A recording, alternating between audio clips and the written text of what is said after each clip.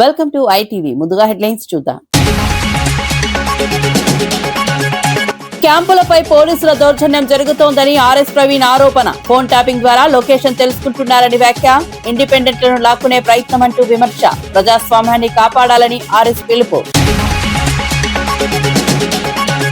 అంబటి వ్యవహారంపై మౌనిక తీవ్ర వ్యాఖ్యలు. కుటుంబంపై వ్యక్తిగత దూషణలు ఆమోదయోగం కాదని హెచ్చరిక.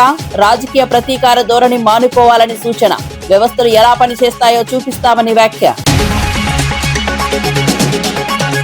ఒప్పందాలపై రాహుల్ వ్యాఖ్యలకు అమిత్ షా కౌంటర్. దేశ ప్రయోజనాలే ప్రథమమని కేంద్రం స్పష్టం. వాణిజ్య ఒప్పందాలతో ఆర్థిక లాభమని వివరణ. దేశ విషయాల్లో రాజకీయాలు మానాలని సూచన. తండాల అభివృద్ధిలో నిర్లక్ష్యం చేశారని బీజేపీ ఆరోపణ. గిరిజన ప్రాంతాల్లో మౌలిక సదుపాయాల కొరతపై విమర్శ. కేంద్ర పథకాల అమలులో రాష్ట్ర వైఫల్యమని వ్యాఖ్య. తక్షణ చర్యలు తీసుకోవాలని రాష్ట్రానికి డిమాండ్. కేసీఆర్ జన్మదిన వేడుకలను ఘనంగా నిర్వహించాలని వెల్లడి. రాష్ట్రానికి నీళ్లు కరెంట్ అందించిన నాయకులని ప్రశంస. సంక్షేమ పథకాలతో పేదలకు అండగా నిలిచారని వ్యాఖ్య. ఫిబ్రవరి 17 రాష్ట్ర వ్యాప్తంగా వేడుకలకు పిలుపు. ఇక వార్త వివరాల్లోకి వెళ్తే మంచిర్యాల జిల్లా క్యాతనపల్లి మున్సిపాలిటీలో బీఆర్ఎస్ సిపిఐ కౌన్సిలర్లో ఉన్న క్యాంపుపై ఉద్రిక్తత నెలకొంది. చైర్మన్ ఎన్నికల ముందు భద్రాచలంలోని నందిని హోటల్లో ఉన్న కౌన్సిలర్లను చెదరగొట్టేందుకు పోలీసులు వచ్చారని బీఆర్ఎస్ ఆరోపించింది. కాంగ్రెస్ నేతలతో కలిసి పోలీసులు ఒత్తిడి తెచ్చారని విమర్శలు వెలువెత్తాయి. అప్రమత్తమైన మాజీ ఎమ్మెల్యే బాల్కసుమాన్ కౌన్సిలర్లను అక్కడి నుంచి తరలించి క్యాతనపల్లిలోని తన నివాసానికి తీసుకెళ్లారు. చైర్మన్ పీఠం కోసం అరాచకాలు జరుగుతున్నాయని బీఆర్ఎస్ నేతలు మండిపడ్డారు. రేపటి ఎన్నికల్లో దొడ్డిదారిన పదవిని చేజిక్కించుకోవాలని ప్రయత్నిస్తున్నారని ఆరోపించారు. ఘటనపై రాజకీయ వర్గాల్లో చర్చ జరుగుతోంది. పోలీసులు మాత్రం శాంతి భద్రతల కోసమే చర్యలు తీసుకున్నామని చెబుతున్నారు.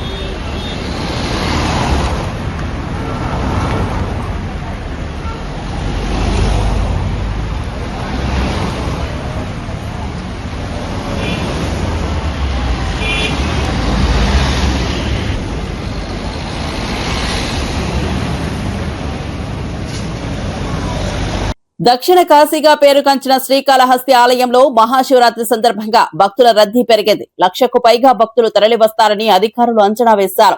ఎమ్మెల్యే బొజ్జల సుధీర్ రెడ్డి ఆలయ ఏర్పాట్లను పర్యవేక్షించారు.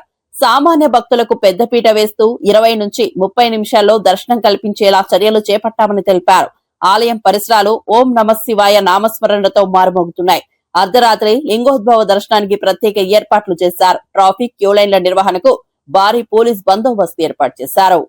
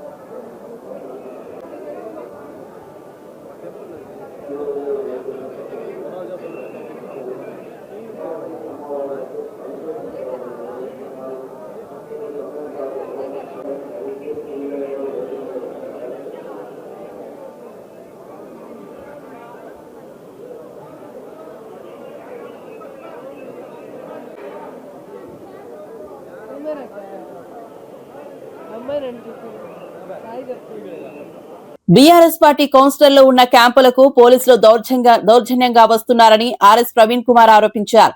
ఫోన్ ట్యాపింగ్ ద్వారా క్యాంపు లొకేషన్ తెలుసుకుని మఫ్టీలో పోలీసులను పంపుతున్నారని అన్నారు. బీఆర్ఎస్ కు మద్దతు తెలిపే ఇండిపెండెంట్ అభ్యర్థులను లాక్కునే ప్రయత్నం జరుగుతోందని విమర్శించారు. ప్రజాస్వామ్యాన్ని కాపాడాలని ఆయన పిలుపునిచ్చారు. ఎన్నికల సమయంలో ఇలాంటి చర్యలు తగ్గవని పేర్కొన్నారు. గ్రౌండ్ లో ఏం జరుగుతున్నదంటే ఎక్కడ కాంగ్రెస్ వాళ్ళు మరి మిగతా ప్రతిపక్షాల వార్డ్ మెంబర్లను అంటే కౌన్సిలర్లను కార్పొరేటర్లను తీసుకుపోతారని చెప్పి ఎవరికి వాళ్ళు క్యాంపులు పెట్టుకున్నారు. ఇబ్రహీంపట్నంలో మెజారిటీ వచ్చింది బీఆర్ఎస్కు. అందరికన్నా ఎక్కువ స్థానాలు బీఆర్ఎస్ చేతిలో ఉన్నాయి. వాళ్ళు రేపు ఎలక్షన్కు పోతే వాళ్ళెంబడి ఒక ఇండిపెండెంట్ స్వచ్ఛందంగా నేను మీ వెంబడే ఉంటానని వచ్చారు. వాళ్ళందరూ క్యాంపులో ఉంటే వాళ్ళు ఎక్కడ క్యాంపులో ఉన్నారో టెలిఫోన్ ట్యాపింగ్ల ద్వారా అదేవిధంగా సర్వైలెన్స్ టూల్స్ ద్వారా కనుక్కొని అక్కడికి లోకల్ పోలీసు వాళ్ళని పంపించారు. ఇంత దౌర్జన్యం ఎందుకు సార్? పోలీసు వాళ్ళ డ్యూటీ ఏంది? ఎవరు క్యాంపులు పెట్టుకుంటుంది వాళ్ళ ఇష్టం, వాళ్ళు క్యాంపులలో ఉంటారు. వాళ్ళు ఏమైనా మర్డర్లు చేసి క్యాంపులో కూర్చున్నారా? వాళ్ళు ఏమన్నా దొంగతనాలు చేసి క్యాంపులో కూర్చున్నారా? లేకపోతే మన సుల్తాన్ బజార్లో పట్టపగలే తుపాకీతో కాల్చి డబ్బులు ఎత్తుకపోయినారా వాళ్ళు ఏమన్నా? అక్కడికి ముగ్గురు యూనిఫామ్లు ఉన్న పోలీసు వాళ్ళు వచ్చి ఏం జరుగుతుంది ఇక్కడ, ఏంది ఈ క్యాంపులు ఎవరెవరున్నారు అని రావడం. ఎందుకండి ఇంత మీకు కసి ఆరాటం? నాకు ఈ దుర్మార్గం, దౌర్జన్యం. ఇంకా కొన్ని చోట్ల మఫ్టీలో ఉండే కానిస్టేబుల్లను కౌన్సిలర్ల రూపంలో కొన్ని క్యాంపులకు చొప్పించిండ్రు. అవసరమా? కొన్ని చోట్లయితే రోడ్డు మీద నుంచి ఎత్తుకొని పోయినరు. ఇంతకుముందు నేను బీఎస్పీ లీడర్లతో మాట్లాడినా. ఈ మెదక్లో, దాని తర్వాత మేడ్చల్లో ఆలియాబాద్ దగ్గర వాళ్ళిద్దరిని ఎత్తుకొని పోయినరు. అంటే ఏంది ఇది? ప్రజాస్వామ్యమా లేకపోతే ఇంకా అరాచకమా లేకపోతే రాజరికమా లేకపోతే ఏముంది ఇక్కడ? ఇదేమన్నా బనానా రిపబ్లికా? తెలంగాణ పోరాటాలు చేసి 1300 మంది అమరవీరులు మరి కేసీఆర్ గారి నాయకత్వంలో విరోచిత పోరాటం చేసి తెచ్చుకున్న తెలంగాణలో ఇంత దుర్మార్గమా? ఎక్కడ పడితే అక్కడ కార్పొరేటర్లు ఇండిపెండెంట్లు ఉన్నా వేరే పార్టీలున్నా వెంటనే గుంజుకపోయి వస్తున్నారంటే పోలీసు వాళ్ళని అడ్డం పెడుతున్నారు. ఎట్లా వీలవుతుంది ఇది ఏమన్నా న్యాయమా? అదేవిధంగా తాండూరు మున్సిపల్ ఎన్నికల కౌంటింగ్ సందర్భంగా కాంగ్రెస్ ఎమ్మెల్యే మనోహర్ రెడ్డి ఎన్నికల కోడ్ ఉల్లంఘించాడని బీఆర్ఎస్ నేతలు ఫిర్యాదు చేశారు. కౌంటింగ్ పూర్తి కాకముందే కేంద్రంలోకి వెళ్లారని ఆరోపించారు. కాంగ్రెస్ పార్టీ ఓటమిని జీర్ణించుకోలేక తమపై కేసులు పెడుతోందని బీఆర్ఎస్ సీనియర్ నేత శ్రీశైల్ రెడ్డి వ్యాఖ్యానించారు. ఎన్ని కేసులు పెట్టినా ఎదుర్కొంటామని స్పష్టం చేశారు. ఘటనపై పోలీసులు విచారణ చేపట్టారు. ఈరోజు తాండూరులో చూస్తే ఎంత బాహాటంగా నిర్లజ్జగా ఎన్నికల కోడ్ వయలేషన్ అవుతా ఉన్నారు. మొన్న పోలింగ్ రోజు వార్డు నంబర్ 23 పోలింగ్ బూత్లోకి బుయ్యాని శ్రీనివాసరెడ్డి గారు దూసుకొని పోయింది. 144 సెక్షన్ వయలేట్ చేసింది రోహిత్ రెడ్డి గారు, శ్రీనివాసరెడ్డి.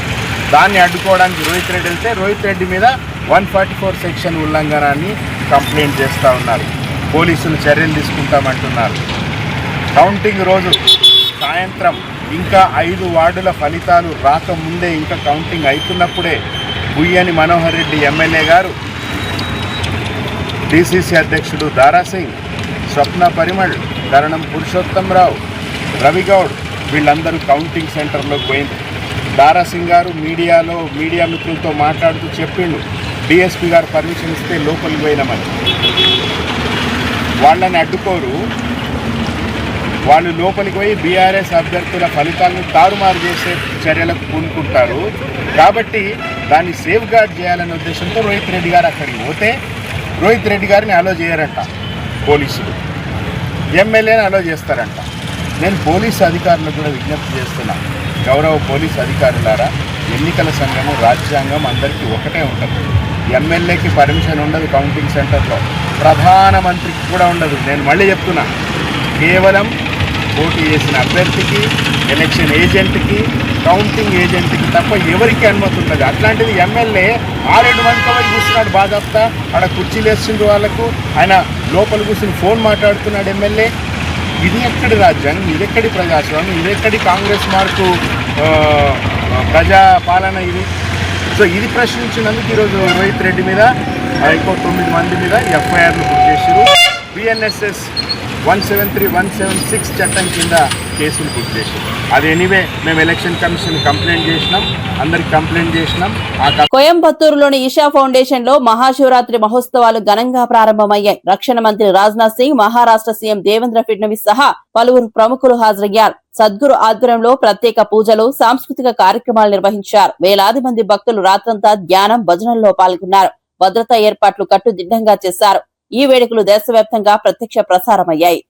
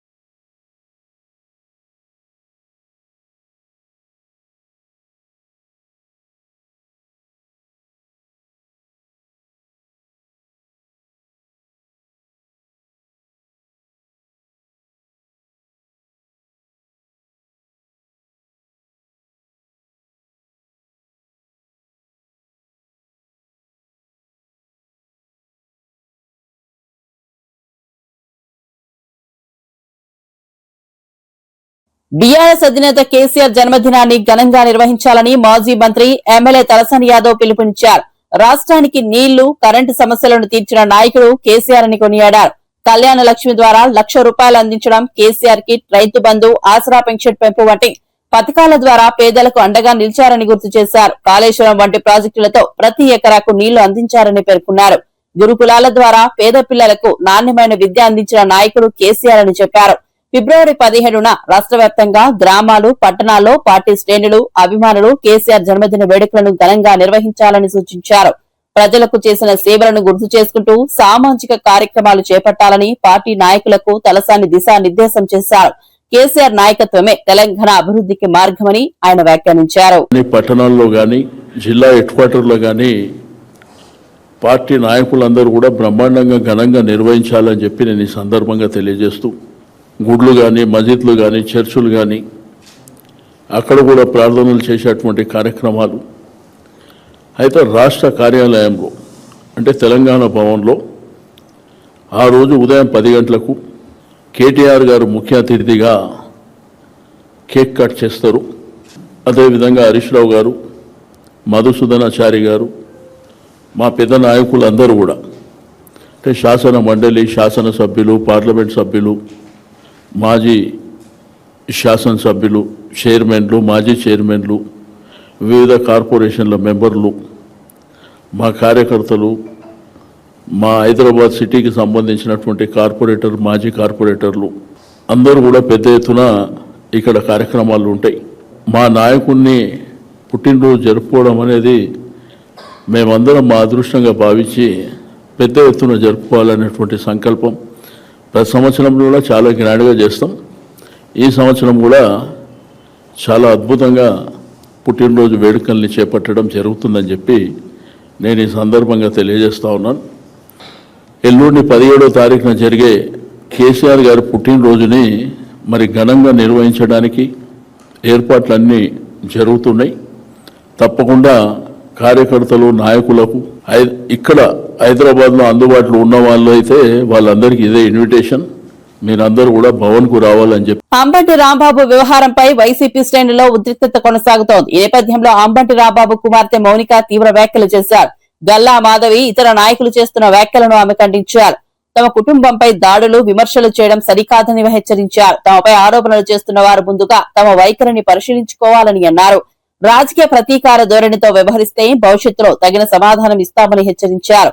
తమ నాయకుడు జగన్ మళ్లీ అధికారంలోకి వచ్చిన తర్వాత వ్యవస్థలు ఎలా పనిచేస్తాయో చూపిస్తామని వ్యాఖ్యానించారు. రాజకీయ భాషలో పరస్పర విమర్శలు సహజమే అయినా వ్యక్తిగత దూషణలు ఆమోదయోగ్యం కాదని స్పష్టం చేశారు. ప్రజా జీవితంలో ఉన్నప్పుడు ఒక బాధ్యత కలిగినటువంటి శాసనసభ్యురాల్లాగా ఆవిడ ఉన్నప్పుడు ఆవిడ కొంచెం బాధ్యతగా ఆలోచించాల్సినటువంటి అవసరం ఉంది. ఆవిడ మాట్లాడుతూ ఆవిడ ఒక ఇంటర్వ్యూలో నాకు ఎవరో క్లిప్పింగ్ పంపించారు, నేను చూస్తున్నాను. అంబటి రాంబాబు గారు ఏమన్నా ఫ్రీడమ్ ఫైటరా అని చెప్పి ఆవిడ క్వశ్చన్ చేస్తున్నారు. ఫ్రీడమ్ ఫైటర్ కాదమ్మా, ఫ్రీడమ్ ఫైటర్ తో పోల్చుకునే అంత గొప్పవారు అంబటి రాంబాబు గారు కాదు. నేను ఆవిడని అడుగుతున్నా, మీరేమన్నా ఝాన్సీ లక్ష్మి గారా? మీరు అంతమందిని వేసుకుని వచ్చి దాడి చేయించారే, మరి ఇలాగే ఆడవాళ్ళని విమర్శిస్తూ తప్పు అర్థాలు పలికేటట్టుగా చంద్రబాబు నాయుడు గారు కూడా మాట్లాడున్నారు. ఆయన మీద కూడా వెళ్తారా? మీరు ఇదే పోరాట స్ఫూర్తిని అటువైపు కూడా చూపిస్తే, అందరి పట్ల సమానంగా చూపిస్తే ఈ పోరాట స్ఫూర్తిని అభినందనీయంగా ఉంటుంది. మీరు అటువైపు జరిగినప్పుడు మటుకు మీరు కామ్గా ఉంటారు, ఇటువైపు ఏమో దాడులకు దిగుతారా, ఇంటి మీదకి వస్తారా, కత్తులు కర్రలు పట్టుకుని సారీ అడగడానికి వచ్చాను ఒక అందమైన పేరు పెడతారా దానికి, దాడికి? విశాఖపట్నంలో శివరాత్రి వేడుకలు ఘనంగా నిర్వహించారు. సుబ్బరామిరెడ్డి సేవాపీఠం ఆధ్వర్యంలో ఆర్కే బీచ్ వద్ద ప్రత్యేక కార్యక్రమాలు జరిగాయి. గత 4 దశాబ్దాలుగా శివలింగాల ప్రతిష్టాపన, పవిత్ర జలాలతో అభిషేకం నిర్వహించడం ఆనవాయితీగా కొనసాగుతోంది. ఈ సంవత్సరం మహాకుంభాభిషేకంతో కార్యక్రమం మరింత వైభవంగా జరిగింది. వేలాది మంది భక్తులు పాల్గొని శివనామస్మరణతో ప్రాంతాన్ని మార్మోగించారు. భక్తుల సౌకర్యార్థం ప్రత్యేక ఏర్పాట్లు చేశారు. అన్న ప్రసాదం, భక్తులకు త్రాగునీరు, క్యూలైన్ల నిర్వహణ వంటి ఏర్పాట్లను నిర్వాహకులు పర్యవేక్షించారు. శివరాత్రి సందర్భంగా భక్తి వాతావరణం నెలకొంది. స్థానిక ప్రజలు, ప్రముఖులు పాల్గొని కార్యక్రమానికి శోభను తెచ్చారు. వినియోగించుకొని స్వహస్తాలతో అభిషేకించి పరమశివుని కృపకు పాత్ర. అమ్మా రండి రండి, తిలకించండి, తరించండి. ఎంతో మన హిస్టరీలో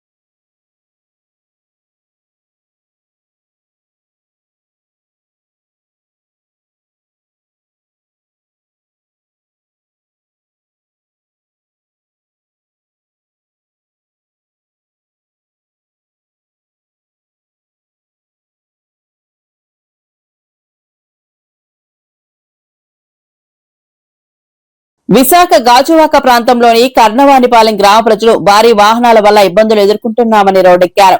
గంగవరం ఫోర్ట్ స్టీల్ ప్లాంట్ కు వెళ్లే బొగ్గు లారీల వల్ల దుమ్ము, కాలుష్యం పెరిగి ఆరోగ్య సమస్యలు తలెత్తుతున్నాయని వాపోయారు. పిల్లలు, పెద్దలు శ్వాసకోశ సమస్యలతో బాధపడుతున్నారని తెలిపారు.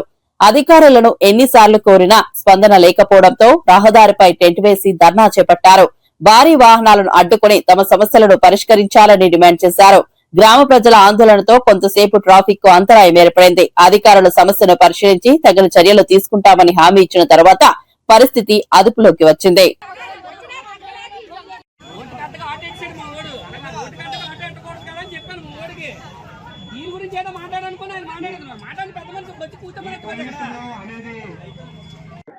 నమస్కారం అండి, మాది పాతకర్ణవానిపాలెం గ్రామం. ముందుగా మా సమస్యను పై దృష్టికి తీసుకెళ్ళడానికి వచ్చిన మీడియా సోదరులందరికీ మా తరపున ధన్యవాదాలు తెలియజేసుకుంటున్నాం సార్. మేము దాదాపు 5 సంవత్సరాల నుంచి మాకున్న ఈ పొల్యూషన్ గురించి అన్ని కార్యాలయాల్లో తిరిగి లెటర్లు ఇచ్చాం సార్. అందరూ కూడా చూద్దాం చేద్దాం అని అన్నవాళ్ళ తప్ప ఈ 5 సంవత్సరాలు అన్ని కార్యాలయాలు తిరిగి చాలా విసిగిపోయాం సార్. ఇంకా మాకు తప్పని పరిస్థితుల్లో లాస్ట్ ఆప్షన్గా ఈరోజు ఈ కార్యక్రమాన్ని ఎంచుకున్నాం. మేము గంగవరం పోర్ట్ నుండి స్టీల్ ప్లాంట్ నుంచి వచ్చే భారీ వాహనాల వల్ల పొల్యూషన్ పెరిగిపోయి, అలాగే రోడ్లు కూడా ఈవెన్ ఒక లారీలు అయితే తీసుకెళ్లాల్సిన దానికన్నా వెయిట్ ఎక్కువగా టన్స్ తీసుకెళ్లడం వల్ల, సరిగ్గా తార్పాలు కట్టకపోవడం వల్ల డస్ట్ అంతా కింద పడడం, వెనకొస్తున్న వాహనాలు ముందు రోడ్డు కనబడక లారీల కిందకి వెళ్ళిపోయి యాక్సిడెంట్ జరగడం. మా ప్రాంతంలోనే దాదాపు 10-15 మంది ఈ లారీల కింద పడి చనిపోవడం జరిగింది. నైట్ అయితే గోతులు కనబడడం, ఏమీ కనబడడం. ఈ రహదారి ఇక్కడ పోర్ట్ రోడ్ వై జంక్షన్ నుండి జగ్గు సెంటర్ వరకు 100 బేగంపేట రోడ్డు వరకు పూర్తిగా రోడ్డు అంతా గుంతలమయంగా తయారైంది. ఎన్నిసార్లు చెప్పినా సరే ప్రజాప్రతినిధులు ఎవరు పట్టించుకోవడం లేదు. ఎన్నిసార్లు లెటర్లు ఇచ్చి అన్ని కార్యాలయాల్లో, కలెక్టర్ గారి కార్యాలయంలో, అన్ని కార్యాలయాల్లో లెటర్లు ఇచ్చి చాలా విసిగిపోయాం సార్. దయచేసి మా ఈ ప్రాబ్లం ని పై దృష్టి వరకు తీసుకెళ్తారని, ఆ ప్రజాప్రతినిధులందరూ గవర్నమెంట్ మాకు సహాయ సహకారాలు అందిస్తారని, ఈ కాలుష్యాన్ని మాకు బాధ లేకుండా చూస్తారని, అలాగే ఈ భారీ వాహనాలు దారి మళ్లిస్తారని మా పాతకానవలపాలెం గ్రామ ప్రజల తరపు నుండి కోరుకుంటున్నాం సార్, విన్నవించుకుంటున్నాం. పల్నాడు జిల్లా కోటప్పకొండలో శివరాత్రి సందర్భంగా భారీగా భక్తులు తరలివచ్చారు. మెట్ల మార్గంలో రద్దీ పెరగడంతో 10 ఏళ్ల బాలిక ఊపిరి ఆడక అపస్మారక స్థితిలోకి వెళ్లింది. 700వ మెట్టు వద్ద చోటు చేసుకున్న ఈ ఘటన ఆందోళన కలిగించింది. రద్దీ కారణంగా బాలికను వెంటనే పైకి లేదా కిందకి తరలించలేకపోయారు. 108 అంబులెన్స్ సహాయంతో చికిత్స కోసం తరలించేందుకు కష్టపడ్డారు. భక్తుల రద్దీ నియంత్రణపై విమర్శలు వ్యక్తమయ్యాయి. అధికారులు తక్షణ చర్యలు తీసుకుని భక్తులను క్రమబద్దీకరించారు. బాలిక ఆరోగ్య పరిస్థితిపై ఆందోళన వ్యక్తమవుతోంది. శివరాత్రి సందర్భంగా భారీ జనసంద్రోహం దృష్ట్యా భద్రతా ఏర్పాట్లు మరింత కట్టుదిట్టం చేయాలని భక్తులు కోరుతున్నారు.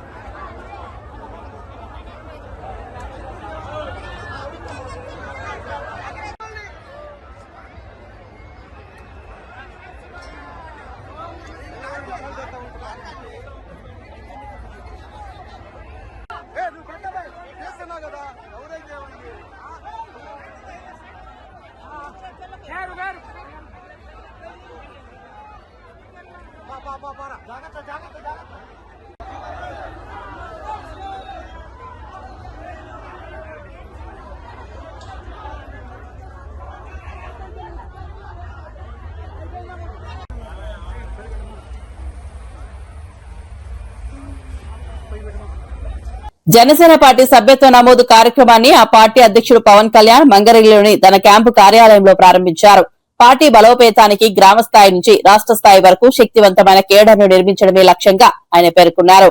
యువత, మహిళలు, ఉద్యోగులు పెద్ద సంఖ్యలో సభ్యత్వం తీసుకుని పార్టీ సిద్ధాంతాలను ప్రజల్లోకి తీసుకెళ్లాలని పిలుపునిచ్చారు. ప్రజా సమస్యల పరిష్కారమే జనసేన ప్రధాన ఎజెండా అని స్పష్టం చేశారు. రాబోయే ఎన్నికలను దృష్టిలో ఉంచుకుని పార్టీ శక్తిని మరింత పెంచే దిశగా ఈ సభ్యత్వ కార్యక్రమం కీలకంగా మారనుంది. కార్యకర్తలు ప్రతి ఇంటికి చేరుకుని సభ్యత్వ నమోదు చేపట్టాలని సూచించారు. రాష్ట్ర రాజకీయాల్లో ప్రజలకు ప్రత్యామ్నాయ రాజకీయ శక్తిగా నిలబడాలన్న సంకల్పంతో ముందుకు సాగుతున్నామని పవన్ తెలిపారు. మన ఇల్లు, మన కుటుంబం, మన కుటుంబంకి నడిపేవాడు వాడు ఇవ్వకపోతే ఎట్లా అనుకుంటాం. ఒకవేళ లేనప్పుడు పర్లేదు, పని చేద్దాం. సినిమాలు ఉన్నాయి, సంపాదిస్తున్నాం. మన అందరం కూడా మన భగవంతుని మనం ప్రార్థించుకుంటూ ఆ బ్లెస్సింగ్స్ తోటి ముందుకెళ్లే విధంగా ఈ రోజున ప్రత్యేకంగా మహాశివరాత్రి రోజున ప్రెసిడెంట్ గారు మొట్టమొదటి సభ్యత్వం ఆయనే తీసుకుని 26వ తారీఖు నుంచి మనం రాష్ట్ర వ్యాప్తంగా ఈ కార్యక్రమాన్ని తీసుకెళ్దామని ఖరారు చేశారు. పిఠాపురంలో అందరికన్నా ముందు ప్రారంభిద్దాం, ఒక వారం ముందు. ఎందుకంటే పిఠాపురంలో ఒక కాన్సెప్ట్లో ప్రెసిడెంట్ గారు మన క్యాడర్ని, నాయకత్వాన్ని ముందు నడిపించాలి, వాళ్ళకి ఒక బాధ్యత అర్థం అవ్వాలనే ఉద్దేశంతో అక్కడ కొంచెం కసరత్తు చేయడం జరిగింది. అమెరికా, ఐరోపా, సమైక్య యూకే దేశాలతో భారత్ కుదుర్చుకున్న వాణిజ్య వ్యూహాత్మక ఒప్పందాలపై కాంగ్రెస్ అగ్రనేత రాహుల్ గాంధీ చేసిన విమర్శలను కేంద్ర హోంమంత్రి అమిత్ షా ఖండించారు. దేశ ప్రయోజనాల దృష్ట్యా తీసుకున్న నిర్ణయాలను తప్పుదోవ పట్టించే ప్రయత్నం జరుగుతోందని ఆరోపించారు. ఈ ఒప్పందాల ద్వారా దేశ ఆర్థిక వ్యవస్థకు, రక్షణ రంగానికి, ఎగుమతులకు గణనీయమైన లాభం కలుగుతోందని తెలిపారు. భారత ప్రయోజనాలే ప్రథమమని, దేశ భద్రత, అభివృద్ది దృష్ట్యా ప్రతి ఒప్పందం కుదుర్చుకున్నామని స్పష్టం చేశారు. అంతర్జాతీయ వేదికపై భారత్ ప్రతిష్ట పెరుగుతోందని పేర్కొన్నారు. ప్రజల్లో అపోహలు రేకెత్తించేలా రాజకీయ విమర్శలు చేయడం సరికాదని అమిత్ షా అన్నారు. దేశ ప్రయోజనాల విషయంలో రాజకీయాలు చేయకుండా సహకరించాలని కాంగ్రెస్ కు సూచించారు. यूरोपियन यूनियन, इंग्लैंड, इसके साथ हुए जो एफटीए और अमेरिका के साथ हुई ट्रेड डील, ये दोनों के माध्यम से मोदी जी ने किसानों के हित को नुकसान पहुंचाया है. मैं राहुल गांधी जी को चैलेंज देना चाहता हूं, किसी भी मंच तय कर लो, भारतीय जनता पार्टी का युवा मोर्चे का अध्यक्ष आकर आपसे चर्चा कर लेगा नुकसान किसने किया है. मैं आज इस मंच से देश के किसानों को कहने आया हूं कि राहुल गांधी झूठ बोल रहे हैं. किसानों को पूर्णतया नरेंद्र मोदी जी ने सुरक्षित किया है, किसी को चिंता करने की जरूरत नहीं. నిర్మల్ జిల్లా బైంసా మున్సిపాలిటీలో చైర్మన్ పదవి కోసం రాజకీయ పోరు ఉత్కంఠభరితంగా మారింది. స్పష్టమైన మెజార్టీ ఏ పార్టీకి రాకపోవడంతో స్వతంత్ర కౌన్సిలర్లపై ప్రధాన పార్టీల దృష్టి పడింది. వారిని తమ వైపు తిప్పుకునేందుకు తీవ్ర ప్రయత్నాలు సాగుతున్నాయి. క్యాంపు రాజకీయాలు, రహస్య చర్చలు, వ్యూహాత్మక సమావేశాలు కొనసాగుతున్నాయి. చైర్మన్ ఎన్నిక కీలకంగా మారడంతో పార్టీల నేతలు స్వయంగా రంగంలోకి దిగారు. మున్సిపల్ పాలనలో అధికారం సాధించేందుకు ప్రతి ఓటు విలువైనదిగా మారింది. స్థానిక రాజకీయాలు వేడెక్కడంతో పరిస్థితి ఉద్రిక్తంగా మారుతోంది. బైంసా రాజకీయాలపై రాష్ట్ర వ్యాప్తంగా ఆసక్తి నెలకొంది. చివరకు ఎవరి వ్యూహం ఫలిస్తుందో అన్న ఉత్కంఠ నెలకొంది.